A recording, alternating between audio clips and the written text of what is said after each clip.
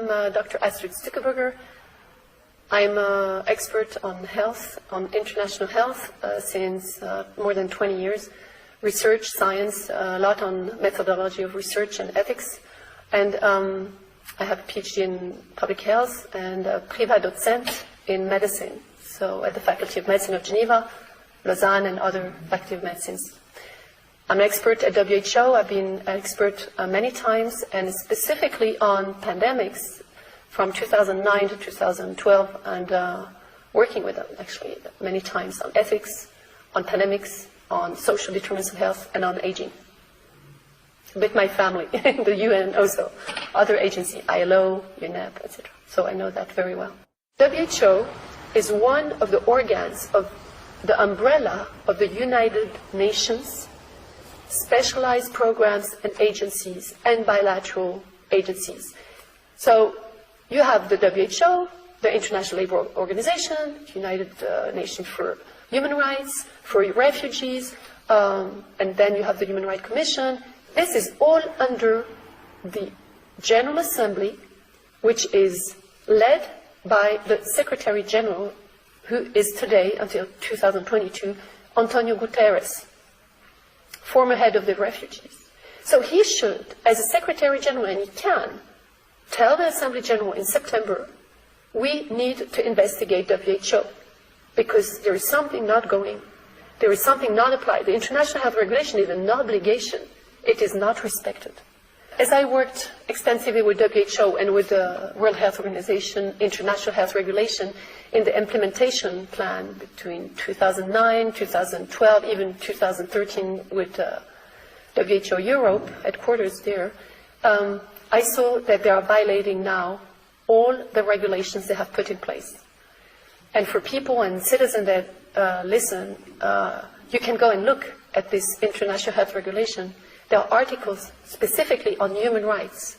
Protect the freedom of mobility, protect transportation and economy, number 2, protect your privacy data, which is not applied now. I mean, it's all a breach in the International Health Regulation.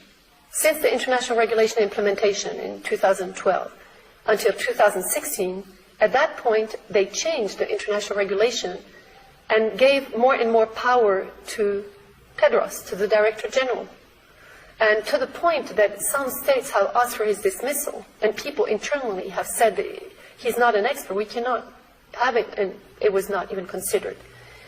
So the head of WHO had got much more power. Now, why do member states obey to that? Well, member states, and that's something I can verify already with at least 4 countries, is that countries and their presidents and the governance have signed a contract as a corporate agency. And I can cite you Switzerland has signed, at least in 2014, and I think before maybe in England, the City of London is one of the key points, and New York too, that they are registered as a business. So the Swiss Confederation government is a corporation signed and deposited in Brussels in 2014. We have the documents. I was talking with South Africa, and they have exactly the same. The country, South Africa, is registered in New York as a corporation under the name of Council Exchange International, something like that. Then you have France, is registered as a corporation in France. Then you have United States, and you know that Washington is registered as a corporation with the City of London and Vatican in 1871. So we already have 4 states, and I think we can go all over the place. And our governments are not democracies. Our governments are puppets of a multinational that is making business on people. I know that some of the experts have talked openly, and they're more expert than me, from Wall Street, saying that every person who is born has a social security number and a number, and this goes directly to the multinational on top, which is corrupted, and are using people, like common goods, consumer goods, social bonds, and that's my explanation. The last explanation, and this comes from lawyer Lynn Wood in USA, who is with Sidney Powell, the two lawyers who are around General Flynn and President Trump. Linwood has documents and has disclosed, some of them, that some governments, and for example, the Supreme Court of Justice, or some key positions, have been blackmailed, their family to be killed, the person himself or herself to be killed. If that doesn't work, they take them, kidnap their children, kill their children. It has happened in the US. Or the worst form is they ask them to abuse a child they film, or that they kill the child and they film. So they have all sorts of horrible corruption. They are also linked to the Epstein movement. So you can imagine everything behind it. But what I'm saying is that the governments are taken in a double, triple blackmail system. And this is part of the investigation we absolutely have to do and bring to court so we can find our freedom case. The pandemic is organized internationally in a systemic way. This Director General has absolutely no idea about pandemic. And the problem is not taking with him the specialists that I know on SARS-CoV-1. Why didn't he bring back Gro Harlem Brundtland and Margaret Chan, two brilliant doctors, women, to come and manage the pandemic with him? Where are they? Where is their voice? WHO has a communication office and, of course, press conferences regular. Because of the lockdown, we see a lot online, live. Normally, when you do that, there is called a shock room, a room of special operation I always visit with students, where they look at the whole world, what is the data everywhere, and they communicate. What I see now is that they don't communicate. They are dictating a will of not communicating. And it seems, they are not taking the people, specialists that I know. They are doing live presentations, very generalizing, changing words, changing definitions, not giving precise data, not giving precise science. And what is very shocking, is that all the medias in the world say the same thing, the same words, in the shops, in the airports, in the newspapers, and they are paying the media for producing what they want. It is in the law of COVID-19. So how can you have a debate? And then they just build a task force of experts. The task force in Switzerland is full of conflict of interest. I take one after the other of my colleagues at University of Geneva, in the Tropical Institute of Basel. Professor Tanner, he has been funded by Bill Gates and Melinda Foundation immensely. The University of Geneva also, the University of Lausanne also. So the task force and the scientists that are built to lead this pseudo-pandemic are actually helping the rhetoric of the press, the way the press wants, the way the government wants. And we don't have a debate. We have censorship. Censorship is the first sign of a dictatorship. Freedom of expression is the liberty that you can see when you are free to talk. And this time, we are in a science fiction, big time. The politicization of a new science, fake science. And it is pretty dramatic because it has consequences on people, people's life, people's economy. People can be saved and they censor doctors, they censor treatments that work. They go to pharmacies and they take the whole stock of ivermectin that works really well. They go and stop scientific people from doing good data collection, saying it is not valid. And they put their own data that's completely in conflict of interest.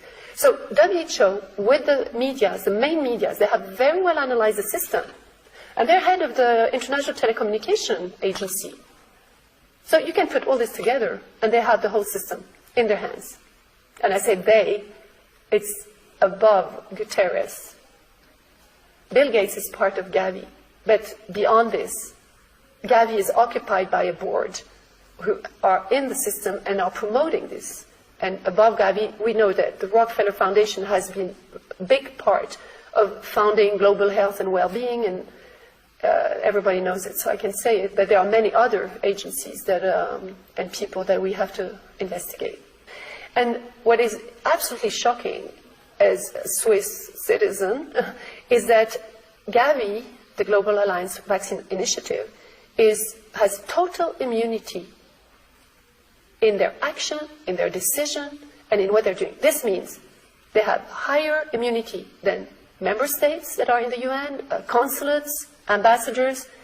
They can do any crime they want. Nobody can come and look into their office, in the cupboards, in the computer, and they don't pay taxes. And if you have a diplomatic pass, what happens is you have diplomatic immunity in your luggage, in what you transport, in what you buy, sell. And as you know, we have a secret bank in Switzerland, so it's very easy also, to do a lot of financial setup. So that's the first thing, is that Gavi is a big, big player, signed with the Swiss government, with the FDA of Switzerland, Swissmedic. They are deciding for our health system and your vaccination campaign. And I suspect they have done this with every country in the world. What I found is that WHO, Gavi, and the Swiss government have signed agreements on managing the pandemic, and not only about the immunity. What I also found is that Gavi has made partnership with bilateral agencies of the United Nations for, like World Bank, probably others. World Bank is very important because they created something called the IFFM, the International Financial Facility for Immunization. And this mechanism, this is really incredible. This mechanism is a mechanism that helps Gavi to get funds and donors. And those donors are member states. So we can find, like Italy has given millions to Gavi through this mechanism. They are having a stock bond market. They have made a financial system that so each time the country gives our taxes to the IFFM, they give it, in fact, to Gavi to apply his immunization program and global plan of vaccine, that you can find the plan on WHO 2016. So the public-private partnership of Gavi and WHO goes beyond that. It goes with multinationals, and it is also a creation of organs that suddenly act with finance. So I just want to tell you a few things. So the World Bank has signed with Gavi, the Global Alliance for Vaccine Initiative, Bill Gates, a partnership for the International Finance Facility to Immunization, IFFIM. And this IFFIM is actually financing something called CEPI, the Coalition for Epidemic Preparedness Innovation. And just that you know, this is leading the research and science of preparation and is at the basis of the program COVAX, who is chaired by Singapore and Switzerland. So WHO, Gavi, and CEPI, which is actually the governments of the world, your government, is paying for leading the COVAX campaign in the world. It's getting clearer and clearer to me. As a scientist, I have to build hypotheses, but there are facts. So we have to test the hypothesis and investigate.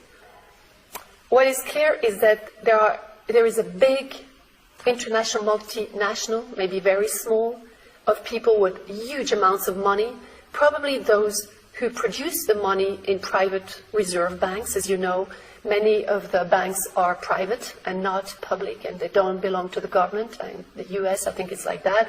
Switzerland also. So the agenda of this big coalition, families, and Bill Gates is part of this, are not hiding what they want to do.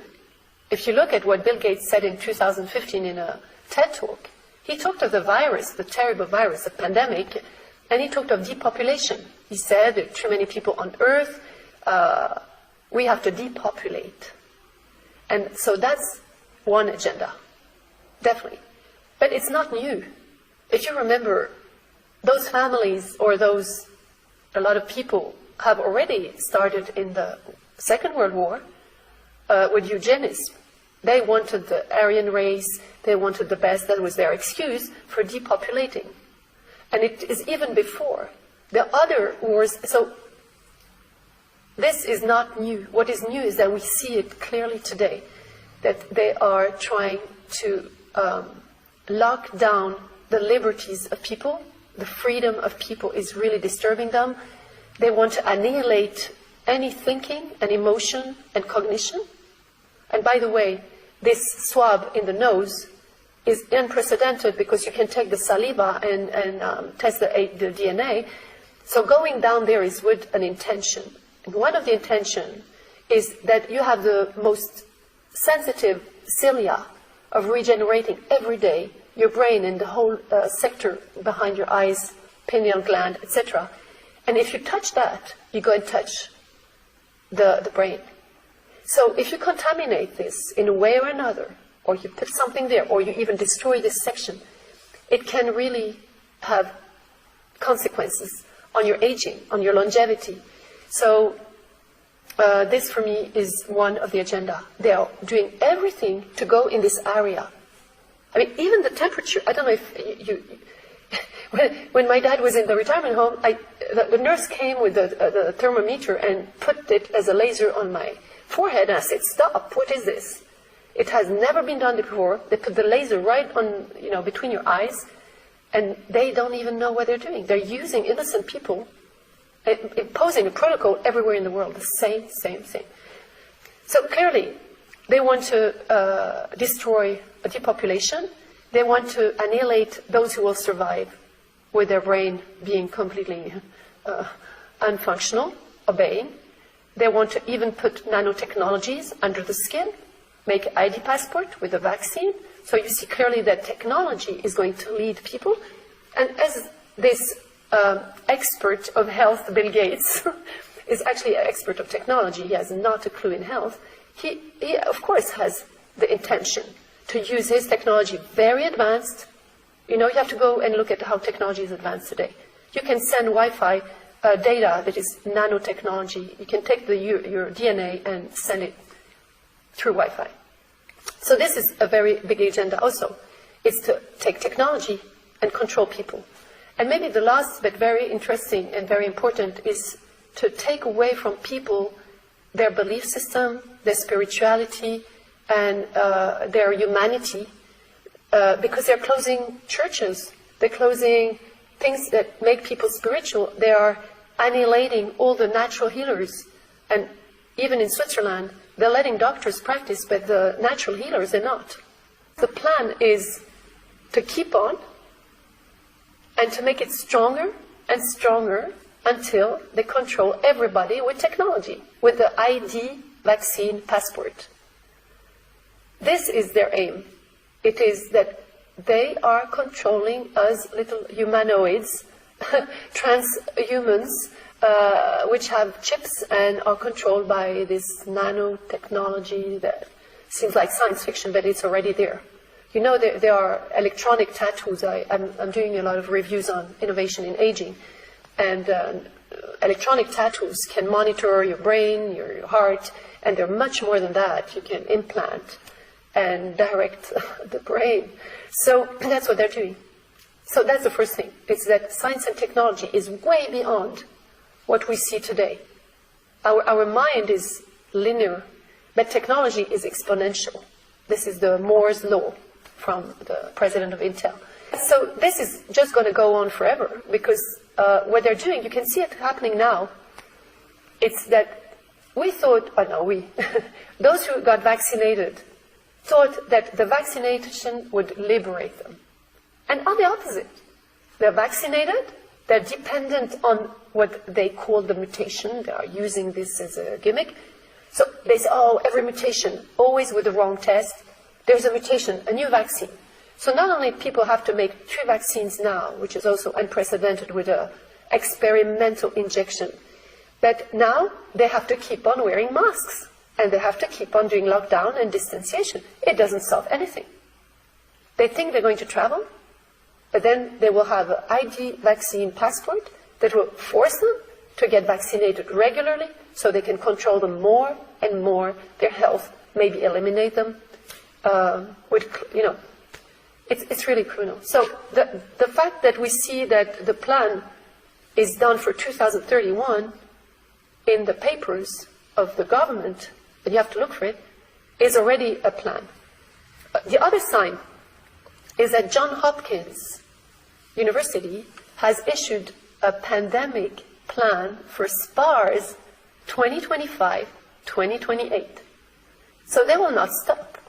They will keep on, as long as people believe, they're going to make them believe SPARS and everything, and every flu is going to be transformed in a drumming. So every flu, you're sick and you're going to die. And people are so afraid of death, they think that they give their life risk to people who lie to them. They believe in a government that lies to them. So they're using fear. And those who are fearful and don't change will probably, unfortunately, die. So I'm just, calling people to wake up and take back your health. Don't believe in the government. You're creating a perpetual pandemic. It's an eternal pandemic. This is the worst nightmare you can have, is to be in perpetual fear your whole life. Perpetual vaccination. No. So, you see? That's what they want. And they're doing it in front of everybody's nose, So, crazy. But I'm glad the US has refused the obligation of vaccination, and so has the Council of Europe in its resolution of end of January 2021. It's a resolution that is very important for the COVID-19. And 7.3, the 7.3 is saying that there is no obligation and will never be an obligation to be vaccinated. There were many things unprecedented in WHO management of international emergency. Totally unprecedented.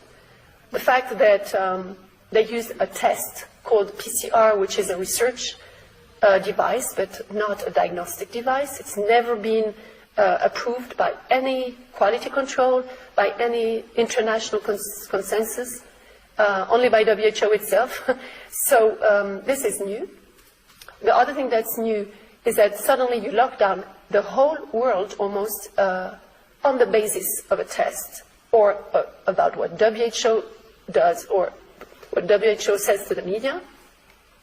And a third is the masks, because it's never happened that WHO promotes the mask. Until June, it was no mask. From June, they made a resolution and they said, okay, masks only for health workers, only for doctors. But from October on, they said everybody should wear a mask. And they don't even discuss the validity of the mask, the quality of the mask, the label, who has measured the quality of the masks. In fact, the masks are a harm to people. And if you breathe too much masks, it creates bacterial pneumonia and staphylococcus and other things like that. It's documented. It's even documented by Dr. Fauci, who wrote an article in a journal in 2008 with many scientists, and he declared that the Spanish flu has killed more people with the mask than by the flu itself. So you see the picture? And then now they're going on with vaccine. It's never been done in the history of WHO. WHO has never promoted and made a propaganda of vaccine, never in the whole history. So it is a very strange political decision to start doing propaganda on something that has not been tested, not approved internationally, not studied, with no midterm, long-term effect. We don't know. When after SARS-CoV-1, a coronavirus, everybody tried to make a vaccine. So there was, of course, a lot of money funded to try and find a coronavirus vaccine. The corona family vaccine is known to mutate very easily. It's a flu, and it's known to mutate a lot. Well, up to this date, 20 years after, nobody has found a vaccine against coronavirus, neither against SARS-CoV-1. Even veterinarians have said they have tried this vaccine, it doesn't work on animals. And now, see a contradiction? If you have common sense in science, you make the dots and you say, today, they do a vaccine in 3 months. Do we know anything? You go, you Google, and you see that even Pfizer, AstraZeneca say, oh, we have no guarantee, the study is not finished, we don't know the results yet, and if you read a bit better, there is no data on the population they're studying, there's no data on how they did the methodology. You see, as a scientist, methodology is a key.